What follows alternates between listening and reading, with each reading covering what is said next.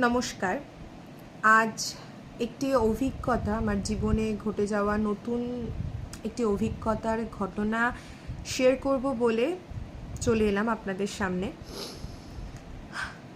যাই হোক, ঘটনাটা বলি তবে। আমার কলেজ হচ্ছে ব্যারাকপুর। আমি দমদম থেকে ট্রেন ধরে ব্যারাকপুর যাতায়াত করি রোজই। তো আজ কলেজে একটি অনুষ্ঠান থাকার জন্য বেশ দেরিতেই বাড়ি থেকে রওনা দিই। বালি স্টেশন থেকে 12:03 ট্রেনটা ধরার উদ্দেশ্যে বাড়ি থেকে বের হই। তো আজ কোনো কারণবশত ট্রেনটি ভীষণই লেট হয়, মানে 12:30। তখনও আমি স্টেশনে ট্রেনের দেখা আর মেলেনি। তো যথারীতি সিদ্ধান্ত নিই যে না, আর ওয়েট করলে চলবে না, বাস থেকেই মানে বাসে করেই যা রওনাটা দিতে হবে। তো সেক্ষেত্রে ঝিলপার বাস স্ট্যান্ডে চলে যাই, মানে বালি স্টেশন থেকে 3 থেকে 4 মিনিট বাস স্ট্যান্ড। তো যাওয়ার পরই আমি বুঝতে পারি আমার শরীরটা ভীষণভাবে খারাপ করছে, মাথা ঘুরছে রীতিমতো, আর চারিদিক অন্ধকার। তো আমি টোটালি ব্ল্যাঙ্ক হয়ে যাই, পড়ে যাই। আমার ওই কিছুক্ষণের ঘটনা কিছু মনে নেই। তো বাস স্ট্যান্ডটা খুবই ছোট, আর ওখানে উপস্থিত ছিলেন 50 এজের একজন আঙ্কেল, কি তার একটু বেশি, আর ওই 30 কি 25 এর ভেতর একটা দাদা, আর হচ্ছে দুজন দিদি আমার থেকে একটু বড় কিংবা আমার বয়সী, যাই হোক। তো আমি পড়ে যাওয়ার পরই আঙ্কেলটা এবং দাদাটা দুজনে আমাকে কোনো রকমে ধরে দাঁড় করান। আর ওখানে একটা মানে ধরার জায়গা মতো ছিল, তো সেটা ধরে আমি হেলান দিয়ে কোনো রকমে দাঁড়ানোর চেষ্টা করি। তো আমার কাছে যে জল ছিল না, আমি যে জলটা ক্যারি করিনি। যাই হোক, আঙ্কেলের কাছে জলটা ছিল, মানে জলের বোতলটা। উনি কোনো রকমে আমার মানে জলটা খাওয়ানোর চেষ্টা করে আমাকে, কারণ আমার না জলের বোতলটা যে আমি ধরবো তার শক্তিটুকুও জাস্ট ছিল না। তো আঙ্কেল আমার চোখে মুখে জল দেন, জলটা খাইয়ে দেন।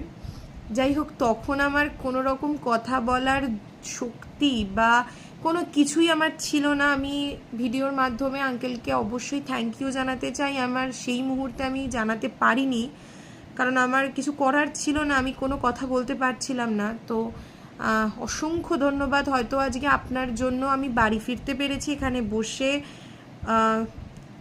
আপনাদের কাছে শেয়ার করতে পারছি ঘটনাটা। না হলে আজকে কি হতো আমি নিজেও জানি না। তো অসংখ্য ধন্যবাদ, দাদাটাকেও অসংখ্য ধন্যবাদ। আমার এই ভিডিওটা করার একটাই উদ্দেশ্য, অবশ্যই আঙ্কেলকে ধন্যবাদ জানানোর, এবং আরও একটা যেটা উদ্দেশ্য সেটা হচ্ছে আমি আজ এইটুখানি বুঝেছি, সব পুরুষ কিন্তু খারাপ না। তো আমাদের মধ্যে একটি নক্কারজনক ঘটনা অবশ্যই ঘটেছে, যার জন্য আমরা প্রতিবাদ করছি। সারা রাজ্য জুড়ে প্রতিবাদ হচ্ছে, অবশ্যই প্রতিবাদ চলুক। কিন্তু এটাও আমাদের মাথায় রাখা দরকার যে কিছু পুরুষের জন্য সমস্ত পুরুষ সমাজটাকে আমরা কালিমালিপ্ত করতে পারি না। সবাই যদি খারাপ হতো তাহলে কোনো নারী নিরাপদ থাকতো না। হয়তো সব নারী ধর্ষণ হতো, সব নারী নোংরা কথাবার্তা শুনতো পুরুষদের থেকে। যাই হোক, আমার বলার এটাই মানে মেইনলি এটাই উদ্দেশ্য ছিল যে কিছু জনকে দেখে সব পুরুষ সমাজকে যেন মানে পুরুষ সমাজটাকে যেন আমরা কোনোভাবেই অপমান বা কালিমালিপ্ত না করে ফেলি। যাই হোক, আর অবশ্যই প্রতিবাদ চলুক, প্রতিবাদ চলতেই হবে।